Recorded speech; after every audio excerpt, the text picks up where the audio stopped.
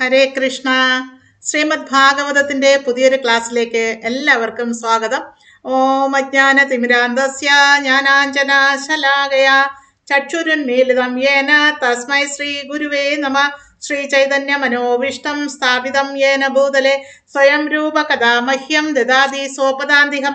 വന്ദേഹം ശ്രീഗുരും ശ്രീയുത പദകമലം ശ്രീഗുരും വൈഷ്ണവാംശ്ച ശ്രീരൂപം സാഗ്രജാതം സഹഗണ രഘുനാഥാനിതം തം സജീവം സാദ്വൈതം സാവധൂതം പരിജന സഹിതം കൃഷ്ണ ചൈതന്യദേവം ശ്രീരാധാകൃഷ്ണ പാദാൻ സഹഗണ ലളിത ശ്രീ വിശാഖാനിതാംശ. ഹേ കൃഷ്ണ കരുണാ സിന്ധു ദീനബന്ധോ ജഗത്പദേ ഗോപേശ ഗോപികാന്ത രാധാകാന്ത നമോസ്തുതേ. തപ്തകാഞ്ചന ഗൗരാംഗി രാധേ വൃന്ദാവനേശ്വരി വൃഷഭാനു സുതേ ദേവി പ്രണമാമി ഹരിപ്രിയേ. വാഞ്ചാകൽപതരൂപസ്യ കൃപാ സിന്ധൂഭയേവ ച പതിതാനാം പാവനേഭ്യോ വൈഷ്ണവേഭോ നമോ നമഃ.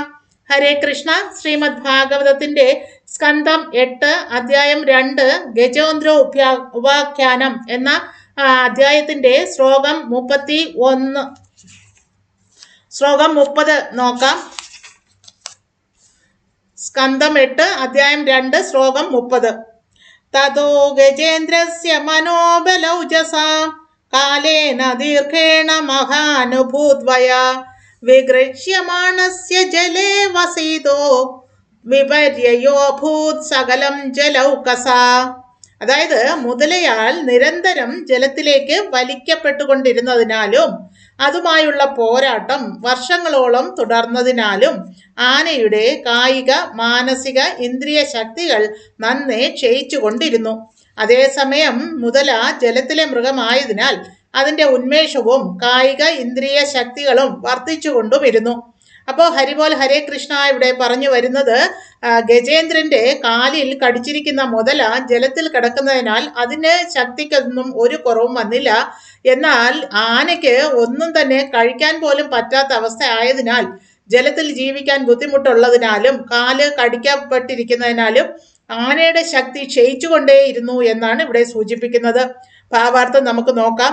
ആനയും മുതലയും തമ്മിലുള്ള പോരാട്ടത്തിലെ വ്യത്യാസം എന്തായിരുന്നുവെന്നാൽ ആന അതിശക്തനായിരുന്നുവെങ്കിലും അവന് അന്യമായ സ്ഥലത്ത്, അതായത് ജലത്തിൽ ആയിരുന്നു എന്നതാണ് സത്യം. 1000 വർഷങ്ങളിലെ തുടർച്ചയായ ഏറ്റുമുട്ടലിനിടയിൽ അവന് യാതൊരു ഭക്ഷണവും ലഭിച്ചിരുന്നില്ല. ഈ സാഹചര്യത്തിൽ അവന്റെ ശാരീരിക ശക്തി ക്ഷയിക്കുകയും അതുമൂലം മനസ്സ് ദുർബലമാവുകയും ഇന്ദ്രിയ ശക്തി ക്ഷയിക്കുകയും ചെയ്തു. അതേസമയം മുതല ജലമൃഗമായതിനാൽ അതിന് യാതൊരുവിധ പ്രശ്നവും ഉണ്ടായിരുന്നില്ല. അവന് ഭക്ഷണം മുറയ്ക്ക് ലഭിക്കുന്നും ഉണ്ടായിരുന്നു. അതുമൂലം മനഃശക്തിയും ഇന്ദ്രിയങ്ങളുടെ പ്രോത്സാഹനവും ലഭിക്കുന്നും ഉണ്ടായിരുന്നു. അപ്രകാരം ആന ദുർബലനായി കൊണ്ടിരുന്നപ്പോൾ മുതല കൂടുതൽ കരുത്താർജിച്ച് കൊണ്ടിരുന്നു.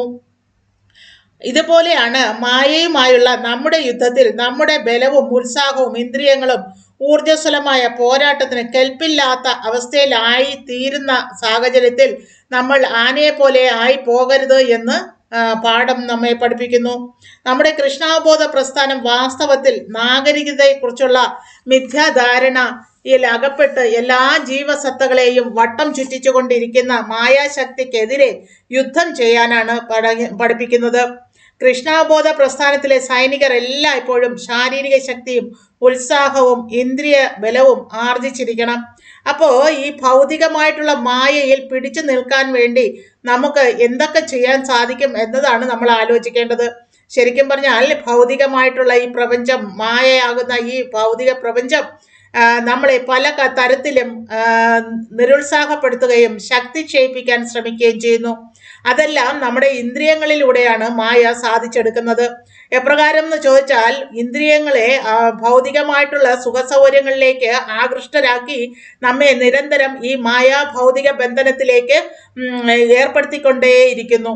അപ്രകാരം നമുക്കൊരു കാരണവശാലും ഈ ഭൗതിക ബന്ധനത്തിൽ നിന്ന് മോചിതരാകാൻ സാധിക്കില്ല. എന്നാൽ ഇതിനെതിരെ കൃഷ്ണാവബോധ പ്രസ്ഥാനത്തിൽ ഊന്നി നിന്നുകൊണ്ട് ഭഗവാനെ സേവ ചെയ്യുമ്പോൾ, നമ്മുടെ ഇന്ദ്രിയങ്ങളെല്ലാം ഭഗവത് സേവനത്തിനായി വിനിയോഗിക്കുമ്പോൾ ആ ഇന്ദ്രിയങ്ങൾ കരുത്താർജിക്കുകയും എന്നാൽ അവ ഒരിക്കലും ദ്രോഹപരമായിട്ടുള്ള അല്ലെങ്കിൽ ഭൗതിക ആകർഷണങ്ങളിലേക്ക് തിരിയാതിരിക്കുകയും ചെയ്യും. എപ്രകാരമാണോ നമ്മൾ ആത്മീയ കാര്യങ്ങളിലേക്ക് ശ്രദ്ധ ഊന്നുന്നത്, അപ്പോൾ മുതൽ നമ്മുടെ മനസ്സിനും ആത്മാവിനും സന്തോഷവും സംതൃപ്തിയും ലഭിക്കും. അപ്പോൾ ഇന്ദ്രിയങ്ങളുടെ കടന്നുകയറ്റം അവിടെ ഉണ്ടാവില്ല. അപ്പോൾ ഇന്ദ്രിയങ്ങളും ശരീരവും ബലക്ഷയം സംഭവിച്ചാലും ആത്മാവിന് നാശം സംഭവിക്കില്ല. ആത്മാവ് നാൾക്കുനാൾ ശക്തി പ്രാപിക്കുക തന്നെ ചെയ്യും. അതാണ് ആത്മീയ പ്രവർത്തനത്തിന്റെ, ഭക്തിയുത സേവനത്തിന്റെ, ഭഗവാന്റെ പാതാരബിന്ദങ്ങളിൽ സമർപ്പിക്കുന്ന എല്ലാ ഭക്തിയുത സേവനത്തിന്റെയും റിസൾട്ട്. അപ്പോൾ അങ്ങനെ ആനയും ഇപ്പോൾ ബലക്ഷയം സംഭവിച്ചിരിക്കുന്നു എന്ന് പറഞ്ഞിരിക്കുന്നു. സാധാരണ ജീവിത അവസ്ഥ എന്നത് എല്ലാവർക്കും ഒരുപോലെയല്ല. അതിനാൽ വർണ്ണാശ്രമ വിഭജനങ്ങൾ വന്നിരിക്കുന്നു.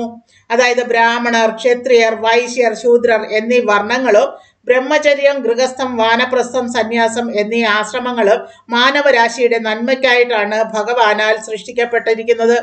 അപ്പോൾ ഭഗവാൻ ഭഗവത്ഗീതയിൽ പറയുന്നു, ചാതുർവർണ്ണ്യം മയാ സൃഷ്ടം ഗുണ കർമ്മ വിഭാഗശ. അതായത് ഗുണത്തിന്റെയും കർമ്മത്തിന്റെ അടിസ്ഥാനത്തിൽ ചാതുർവർണ്ണ്യങ്ങൾ സൃഷ്ടിക്കപ്പെട്ടിരിക്കുന്നു. ബ്രാഹ്മണരായിക്കോട്ടെ, ക്ഷത്രിയരായിക്കോട്ടെ, വൈശ്യരായിക്കോട്ടെ, ശൂദ്രരായിക്കോട്ടെ, ഇവരൊക്കെ ജന്മം കൊണ്ടല്ല ആ സ്ഥാനത്തിന് അർഹരാകുന്നത്. പകരം ഗുണത്തിന്റെയും കർമ്മത്തിന്റെയും അടിസ്ഥാനത്തിലാണ് ഒരാൾ ബ്രാഹ്മണനാണോ ക്ഷത്രിയനാണോ എന്ന് നിശ്ചയിക്കേണ്ടത് എന്ന് സാരം. ഏത് വിധത്തിലായാലും ഏത് വിഭാഗത്തിലായാലും ശരി, അവർ 4 ആശ്രമങ്ങളും പാലിച്ചിരിക്കണം. അതായത് ജനിച്ചാൽ 25 വയസ്സുവരെ വർണ്ണാശ്രമ വ്യവസ്ഥ പാലിച്ചിരിക്കണം. അതിൽ ഒന്നാമത്തത് 25 വയസ്സുവരെ ബ്രഹ്മചര്യം പാലിച്ചിരിക്കണം. 25 വയസ്സ് മുതൽ 50 വയസ്സ് വരെ ഗൃഹസ്ഥാശ്രമം പാലിച്ചിരിക്കണം. അതിനുശേഷം വാനപ്രസ്ഥവും സന്യാസവും സ്വീകരിക്കണം എന്നതാണ് ചട്ടം. അപ്പോൾ വേദവിധി പ്രകാരം നമ്മൾക്ക് ബ്രഹ്മചര്യവും വാനപ്രസ്ഥവും ഗൃഹസ്ഥവും എല്ലാം ആചരിക്കാൻ സാധിക്കും. എന്നാൽ കലിയുഗത്തിൽ സന്യാസം ആചരിക്കാൻ വളരെ ബുദ്ധിമുട്ടാണ്. കാരണം സന്യാസം സ്വീകരിക്കാൻ അതിൻ്റെതായ പവിത്രത കാത്തുസൂക്ഷിക്കാൻ കലിയുഗത്തിലെ ജനങ്ങൾക്ക് സാധിക്കില്ല തന്നെ.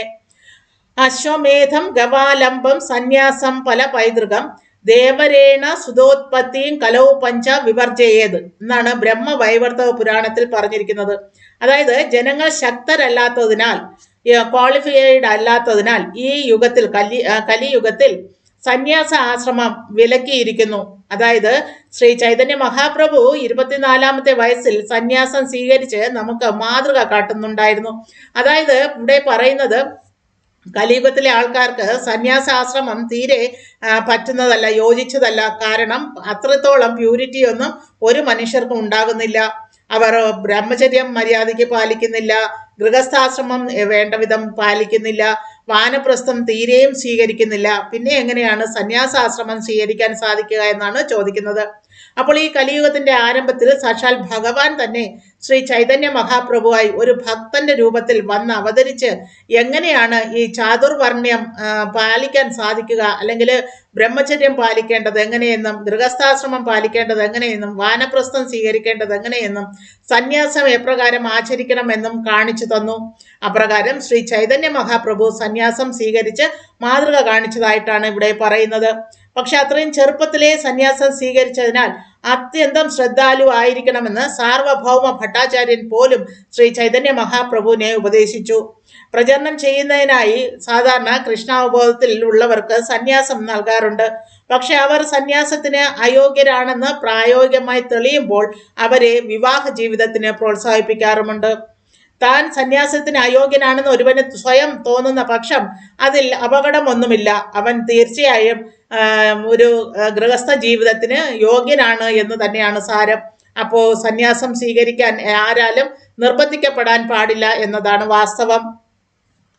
അവൻ ലൈംഗിക ജീവിതത്തിനായി വളരെയധികം വിക്ഷിപ്തനാകുന്ന പക്ഷം അവന് അനുവദിക്കപ്പെട്ടിട്ടുള്ള ആശ്രമത്തിലേക്ക്, ഗൃഹസ്ഥ ആശ്രമത്തിലേക്ക് ഗമിക്കാവുന്നതാണ്.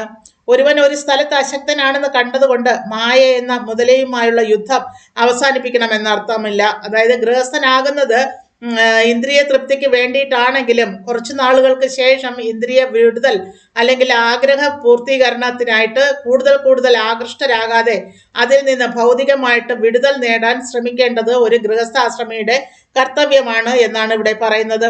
അപ്പോൾ കൃഷ്ണന്റെ പാദപങ്കജങ്ങളിൽ ശരണം പ്രാപിക്കണം. അതേസമയം തന്നെ അവന് ലൈംഗിക ജീവിതത്തിൽ തൃപ്തിയുള്ള പക്ഷം ഗൃഹസ്ഥാശ്രമം സ്വീകരിക്കുകയും ചെയ്യാം.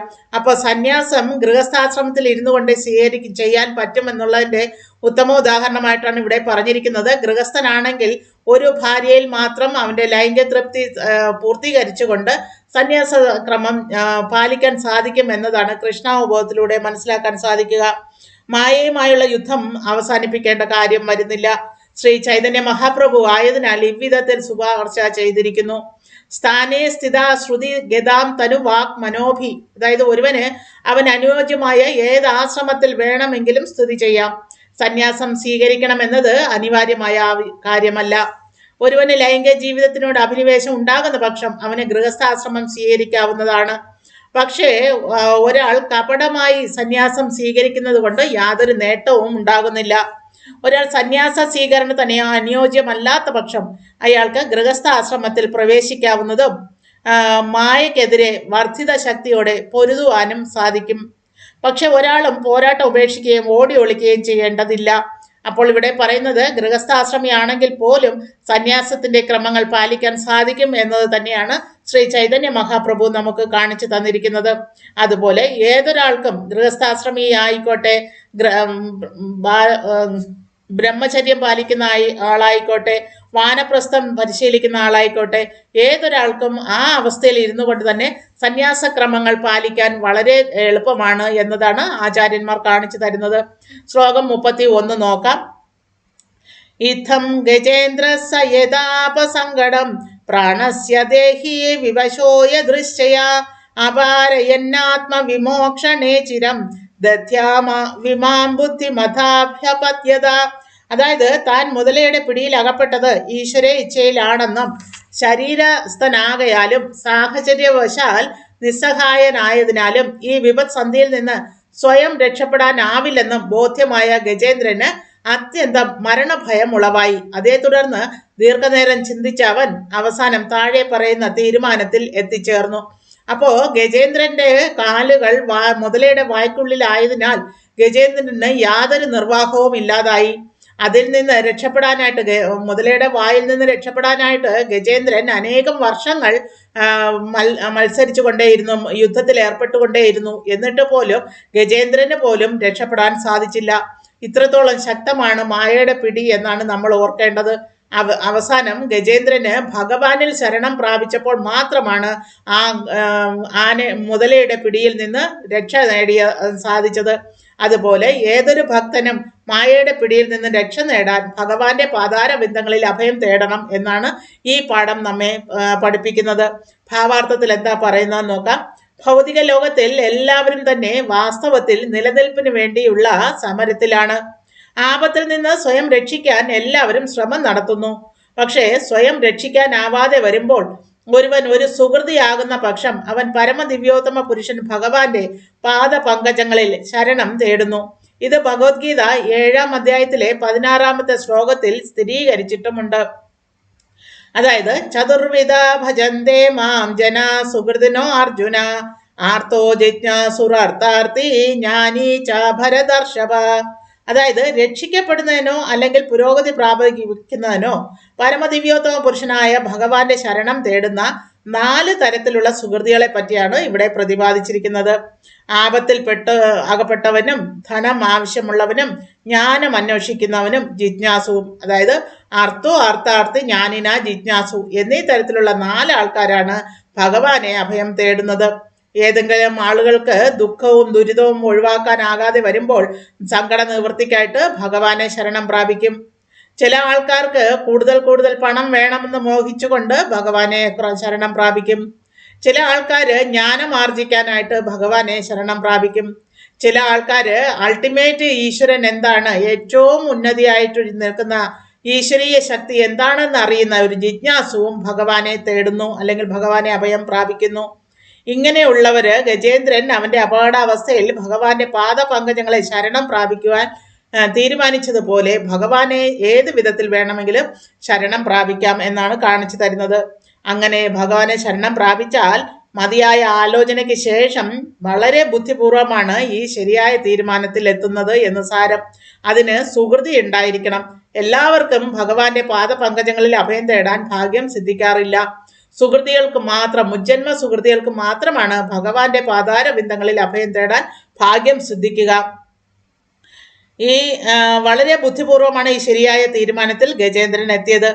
പാപിയായ ഒരു മനുഷ്യന് അത്തരമൊരു തീരുമാനത്തിൽ എത്താൻ സാധിക്കില്ല തന്നെ.